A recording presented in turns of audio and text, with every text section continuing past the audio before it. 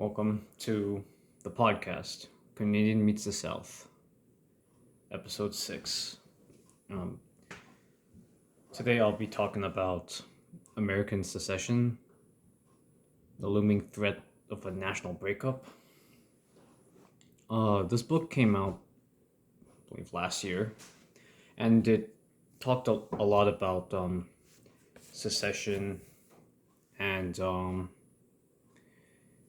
in the American context and in the Canadian context, as well as secessions in different countries, but mostly through America and Canada. And obviously, the title of the book is called American Secession, written by an American, who I guess was somewhat on the right. He obviously talks about the pros and cons of secession versus the states staying within the Union, because it's clear in the United States that there's a growing political divide between the conservative red states and the leftist blue states. But he talks about Frank Buckley. He talks about the reasons for secession in 1860 to 61, and I feel that he's bought into the myth that it was all about slavery. The southern states seceded all just because of slavery, right? That was one of the main reasons for the first 7 states, but the last 4 states that joined the Confederate States of America, Arkansas, Tennessee, Virginia, and North Carolina, they only seceded because Abraham Lincoln, the newly elected president, called for the troops for 75,000 volunteers to attack the Confederate States. And even among the first 7 states, there were other factors, such as the tariff. The tariff was a big factor, and I remember reading a document on the reason why South Carolina seceded, like the unofficial document. And it said, I wish I could remember the exact name, but it said the tariff alone would have been sufficient to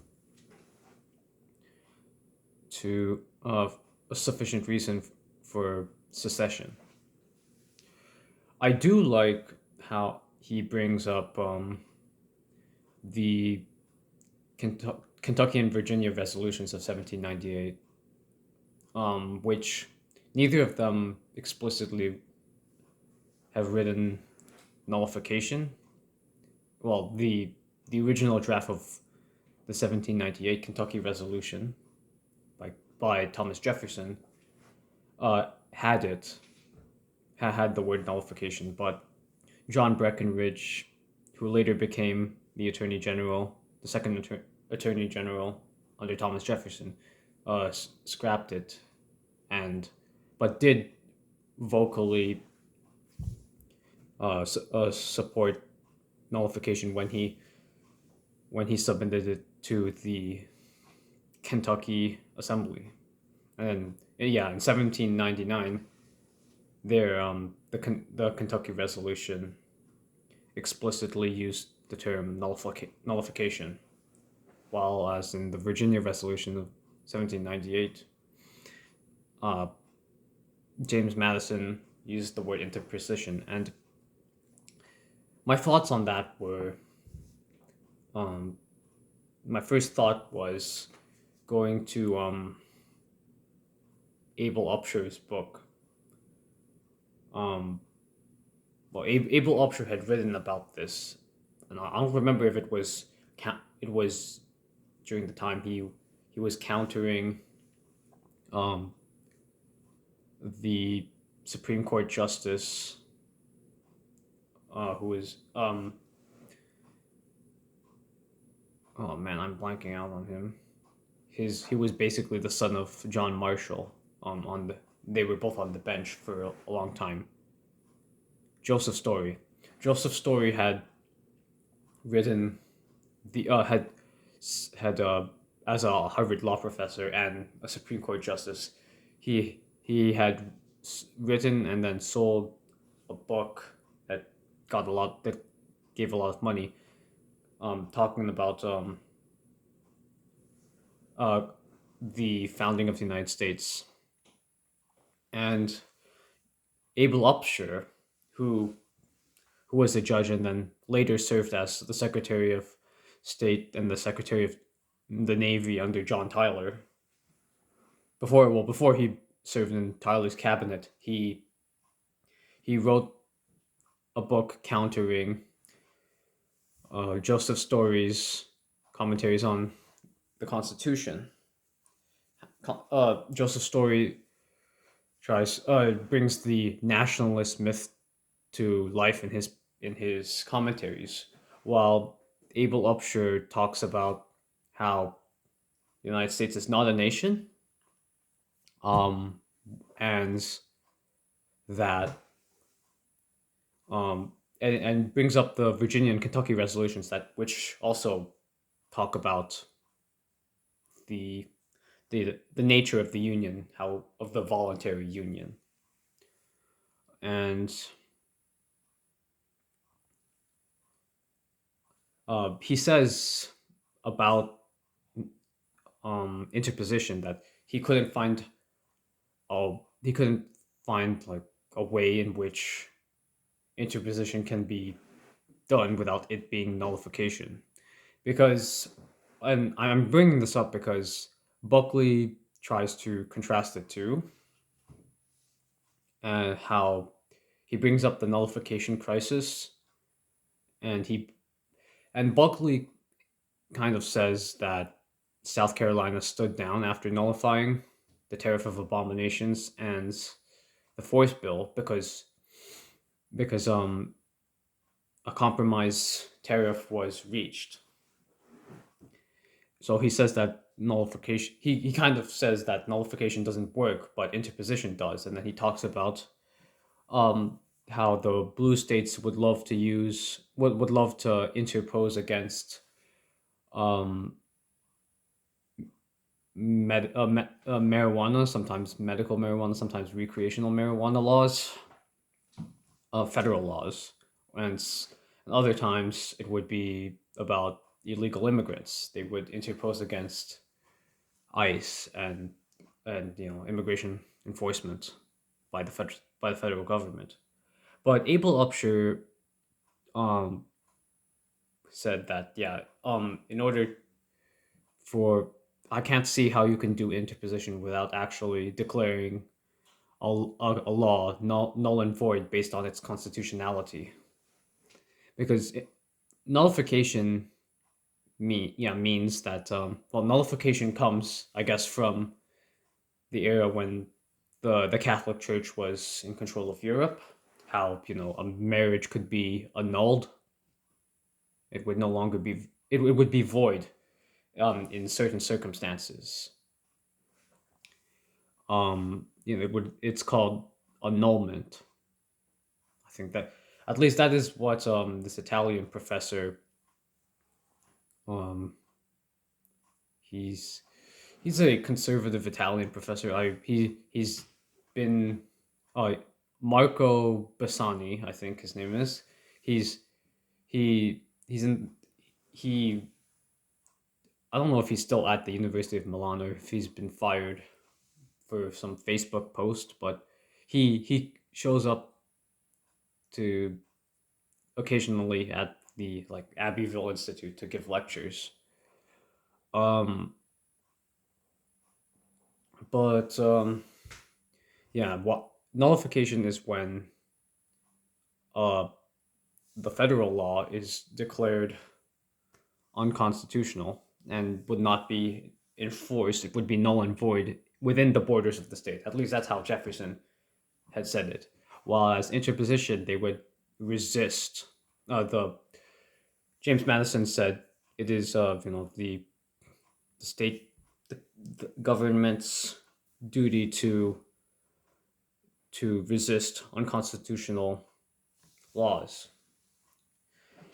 I guess Calhoun's uh, view of nullification was a little different from Jefferson's because Calhoun believed that one state could nullify for all. Well, I'm generalizing what he said, but it's in contrast to Jefferson's, who believed that the unconstitutional law would just not be enforced within the borders of the state. But yeah, Frank H. Buckley talks about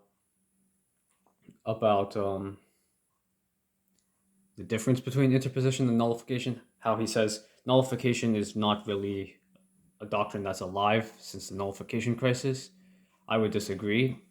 Hence, the foremost John C. Calhoun scholar, Clyde Wilson, has said that nullification always works, or at least that's what Brian McClanahan had said on his podcast, who he also reviewed Frank H. Buckley's book.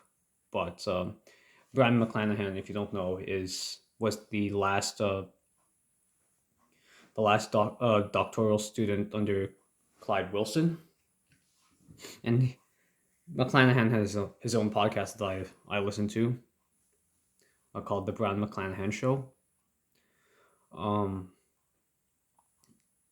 which has a few hundred episodes. Now,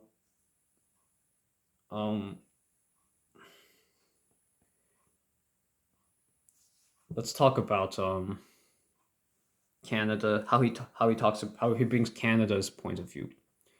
So yes, Canada was influenced by the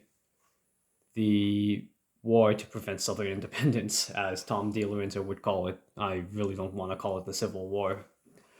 And the ideas of federalism were very strongly influenced of American federalism, influenced Canadian federalism as well, of course. The idea that the federal government should not be the source of the solution to all of the problems in the country. They should look for decentralization. Because the state governments or the provincial governments would know better on how to deal with regional issues than the federal government. I'll say this about Buckley: he doesn't talk about the 10th Amendment because he views it through a moral lens, slavery through a moral lens, and not really through the constitutional lens, and says that if it was either slavery or the civil rights revolutions, like back in the 1960s, then preventing secession would be. Well, he concedes that perhaps it would be plausible, but I'm saying no, it isn't. You have to. There's a thing called the 10th Amendment, which solidifies how the Constitution was ratified, and the proponents of the Constitution, they always said that they said in the state conventions in 1788 to 1789, and I guess for Rhode Island 1790, the only powers that the general government would have, they would call it the general government or the central government. Because the general government, because it was there for general purposes only. They said the only power the general government would have would be the ones that the Constitution gives it. All other powers are reserved to the states or the people of the states or the people thereof. And yeah, that that language of the which would be solidified in the 10th Amendment, and then later the 10th Amendment as well as the rest of the Bill of Rights would be put into the permanent Constitution of the Confederate States. And I don't remember if it was in the provisional Constitution. I'm sure it was, because the the Southern Confederation was founded on states' rights. So I feel that Frank H. Buckley, even though he is a right winger, or at least seems to be sympathetic to the right wing cause, he he he he he makes it so that um, it would be okay to prevent the South or whoever from seceding because of slavery or because of civil rights. And I'm saying no, it's not, because that this is not the within the jurisdiction, the constitutional jurisdiction of the federal government. The only powers it has are the ones that the Constitution gives it, and all other powers that are not that are not prohibited to the states are reserved to the states. Like everything that's prohibited to the states is in Article 1, Section 10, or at least in the original Constitution before the amendments. Um, so um, in the Canadian context, he talks a lot about Quebec, right? I feel like maybe he missed an opportunity to talk a lot about Alberta, because after Trudeau, like around 2019, like this book was published 2020, but 2019 he talks Albertans were really starting to think about secession, right? And the Wildrose Independence Party was sprung to life in which is a provincial party in Alberta. Um, and yeah, they're working hard for independence, Albertan independence right now. But he talks, yeah, in terms of secession, he talks a lot about Quebec, because Quebec isn't, seceding for has never threatened secession over slavery. It's or it's about language, the French language, and at the beginning, actually, no, and he brings up the court decision, which is very different from what the court had announced. No, the Supreme Court of Canada had announced that, like a middle way. He says that they can't that any province cannot secede um just unilaterally. They after a referendum with a clear question, then they have to.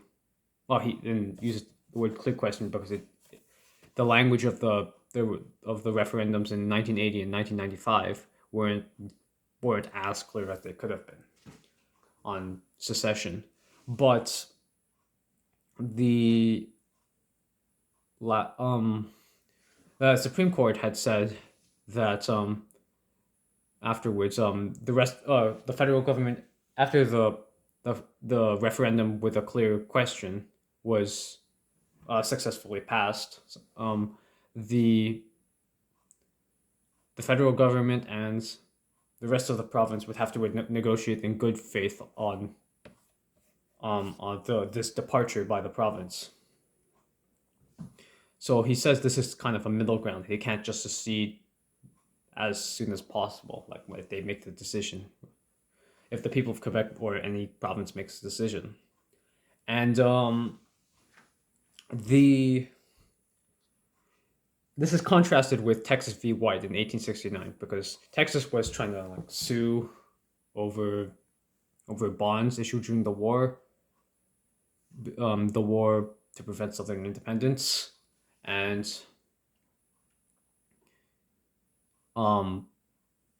it's I don't remember all the details, but Texas as a Confederate state was it was told that Texas and any state could not unilaterally secede because Texas v. White was written by obviously a pro-unionist Supreme Court headed by Chief Justice Salmon Chase, and obviously if they had said that unilateral secession was legal, then what would have the war been over? It would have been over with nothing. Like the Congress and the courts were, I guess, colluding together. Was as in the Supreme Court was just reinforcing the the the decisions by the Congress, because in 1865, when the states were coerced back into the Union, the radical Republicans were saying, okay, you can't just come back into the Union without any punishment, so we're just gonna kick you out. And this is Reconstruction. The southern states were under a military occupation. It was a military dictatorship in the former Confederate States, which violates the I think it's Article 4, Section 4, that says the United States will guarantee to every state a republican form of government. And yeah, military dictatorship does not constitute a republican form of government. But getting back to Texas v. White, it said the ruling by Samuel Chase had said, sorry, Salmon Chase. Samuel Chase was a different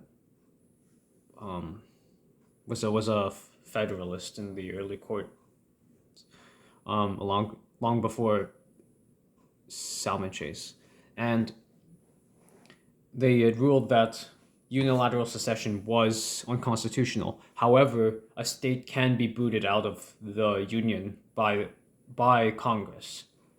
So basically, it's a state can't leave unless the other states agree to kick them out.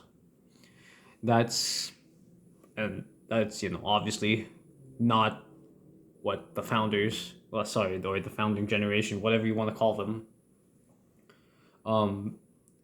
would have believed. And Alexander Hamilton, one of the most statist of the founding generation, of the drafters at Philadelphia, and in George Washington's cabinet, had written in the Federalist Papers that it would have been madness for the federal government to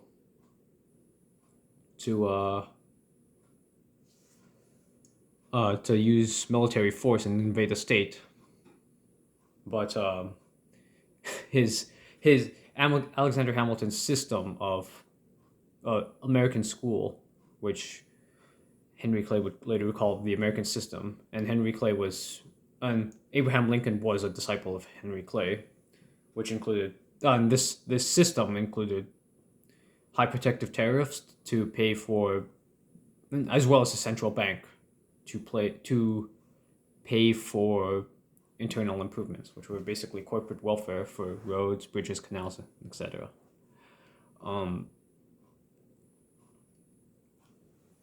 And one more thing I'd like to talk about.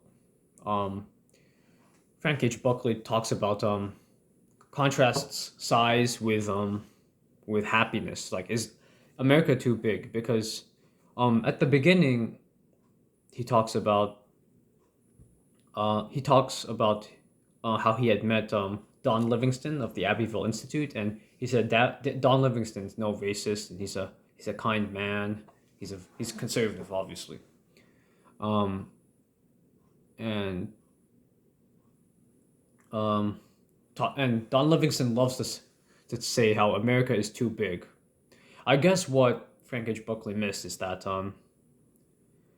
population, when I think in 1787, when the Constitution was drafted, or around this time, 1787 or 1789, when the Constitution came into effect, um, the size of the 13 states, population-wise, was 4 million. Today, 4 million is the population of Alabama. So, America's, but he doesn't mention this, Buckley, but he he is saying how America is so much bigger than it was in 1789 when the Constitution came into effect, and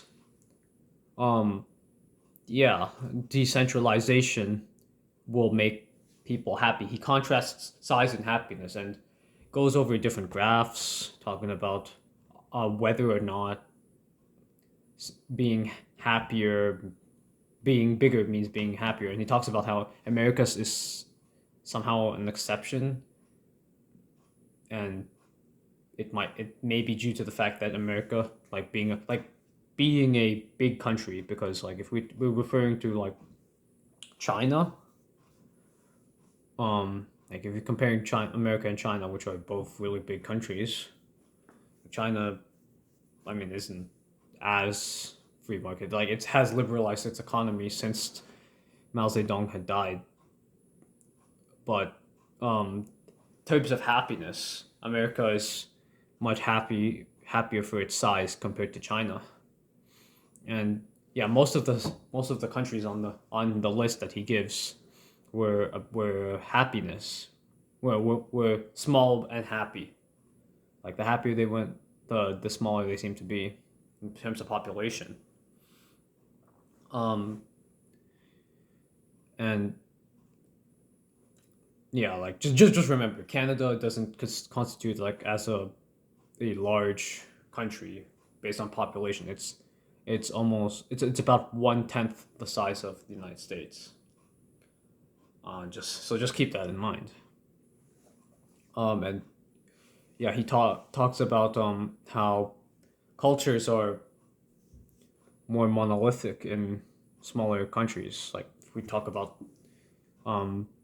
Sweden or Norway or something, where almost everyone speaks just one language, almost everyone's of the same religion, and almost everyone is experiencing the same geography and climate. It's a lot different from United States and actually Canada. And yeah, the population is really small. You can make an argument that smaller is possible. It's possible that smaller could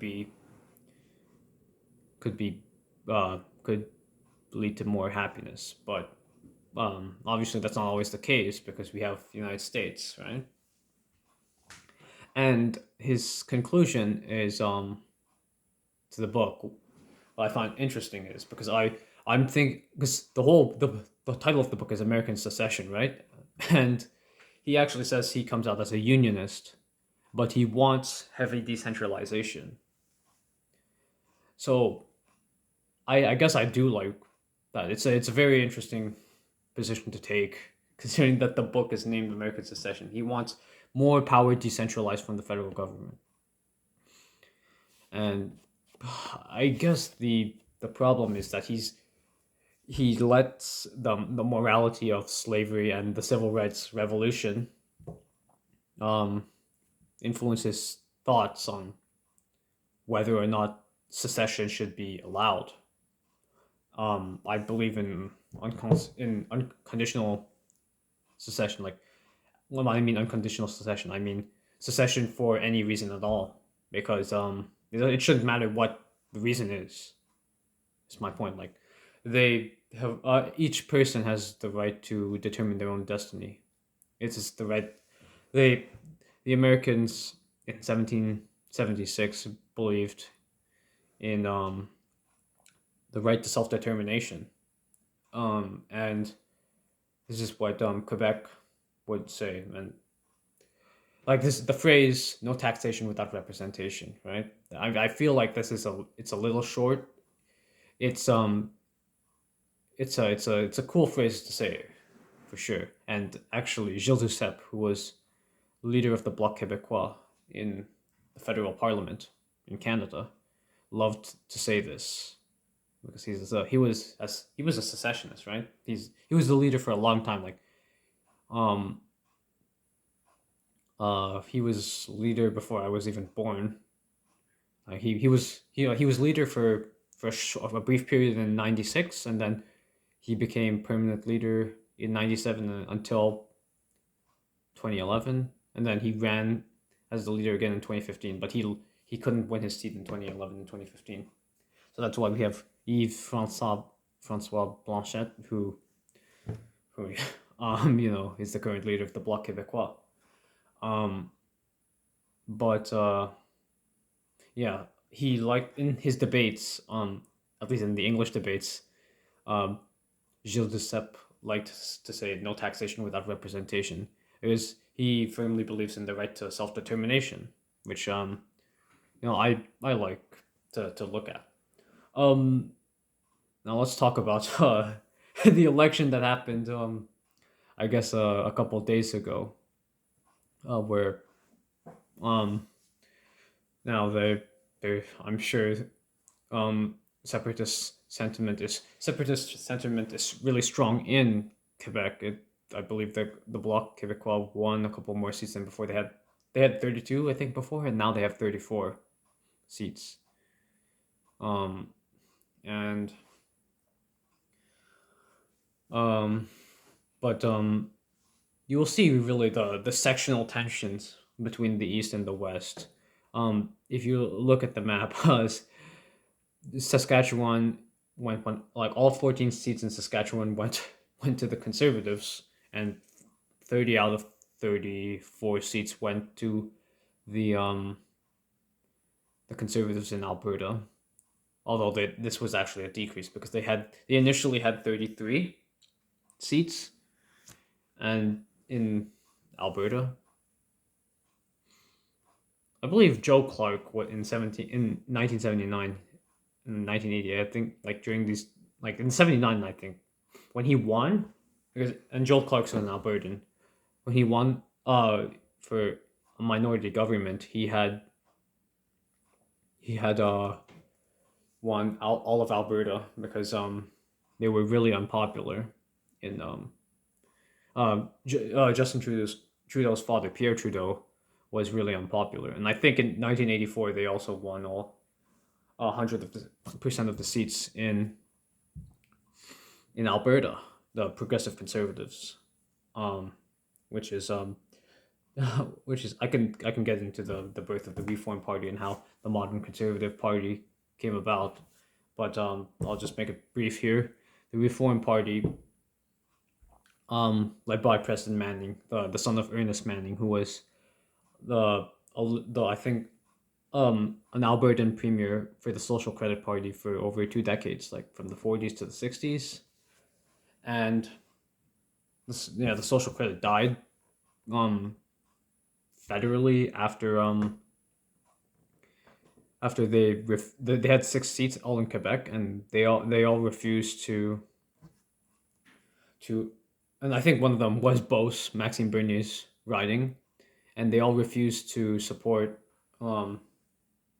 they also refused to prop up the minority government of Joe Clark because he wouldn't recognize them. Like I think he wanted like official party status would be 12, and he wouldn't give them the respect of being an official party. So that's why Joe Clark's party fell, and all of the social credit, all of the 6 Quebec seats in social credit of the Social Credit Party were wiped out, and social credit never became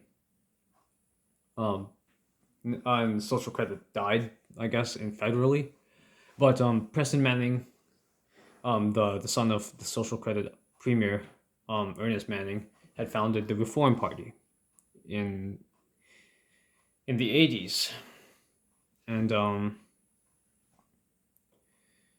they were mostly Western, fed up with. They were Western, alienated Westerners, right?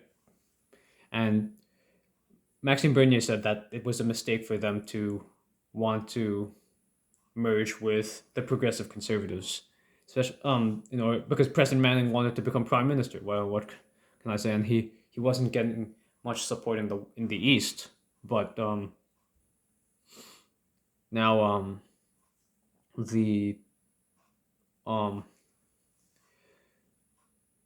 Maxime Bernier, I'll talk more about the election. He said the first elect he after the first election of the PPC in 2019, which Maxime Bernier lost his own seat.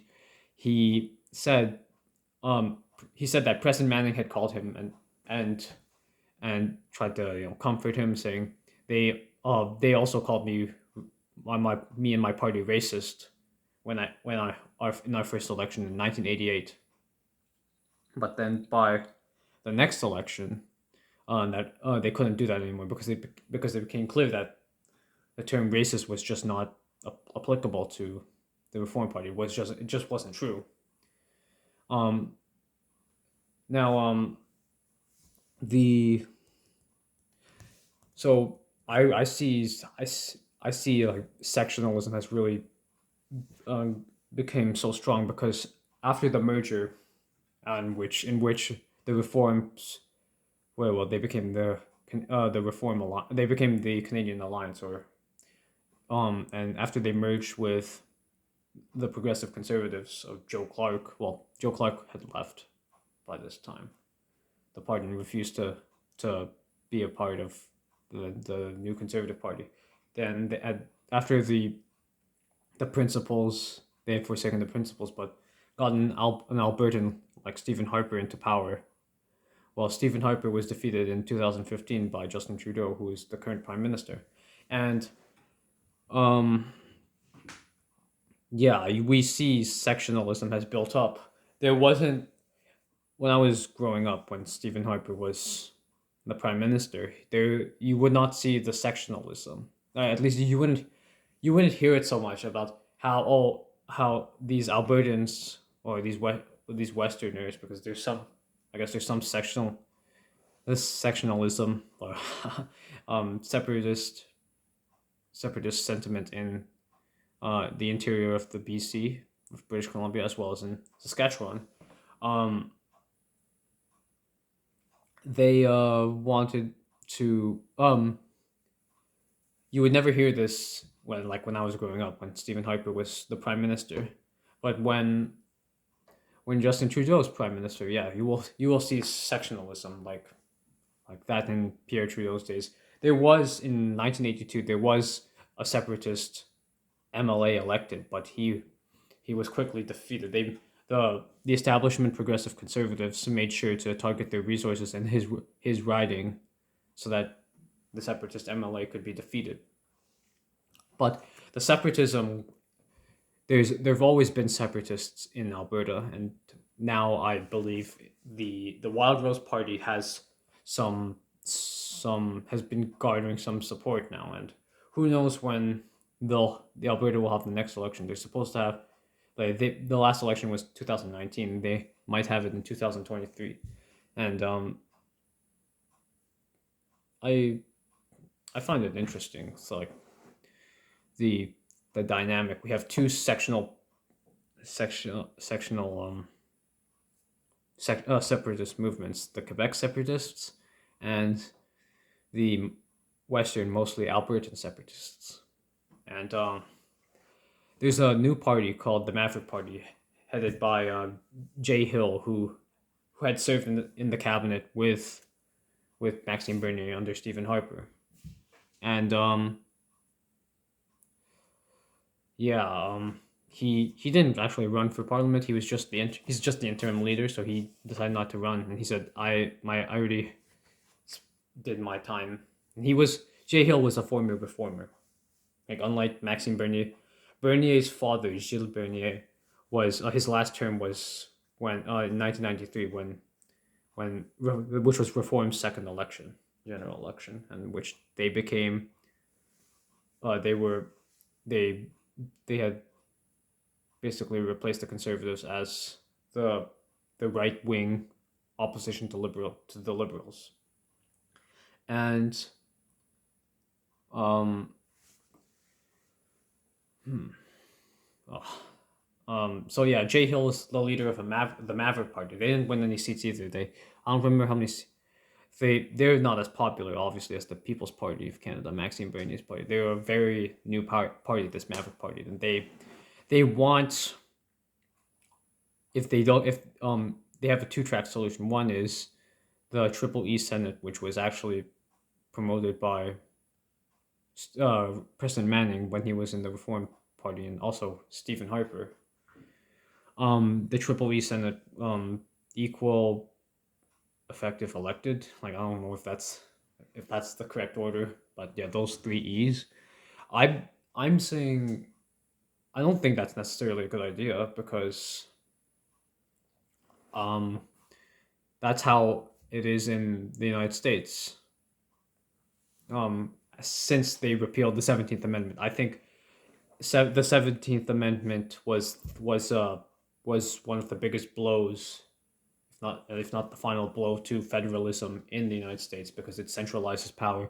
It removes the check of the states on the general government.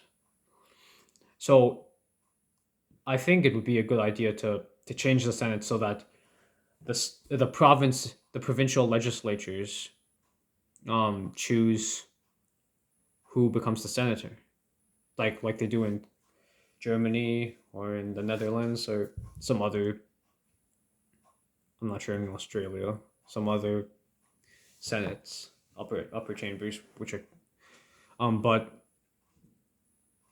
um if they don't get the Triple E Senate, then they'll just work for secession. And Maxime Bernier says this is not serious, because the Bloc Québécois actually has not been doing that much for Quebec. If you he says that you'd have to elect its people at the provincial level to, and the Parti Québécois since 1976, when they came to power. I think in 1970 they became the official opposition. Where I don't remember. I don't remember all of this Quebec politics. I'm not a Quebecer, but they believed in. They were the ones pushing heavily for more autonomy, the Parti Québécois, and they're the ones who pushed for the referendum in 1980, as well as the referendum in 1995, which was very close. The second one in 1995. But yeah, my final thoughts. I do believe in the unilateral right to secession, and this is not the right of the government, of any level of government. It is the right of each person. And so when people like me say I believe in states' rights, I don't actually believe that the state necessarily has rights. It's the people of the states that they decided to come together, as because they're as a minority within the federation, to come together to advocate for autonomy. Um, but yeah, I'm glad to see I have some new subscribers on YouTube. So yeah, if please keep listening to this podcast, or watching on YouTube. Uh, and I'll make sure to update, to come up with new podcast content, either later this month or next month in October. So thanks for watching. Bye now.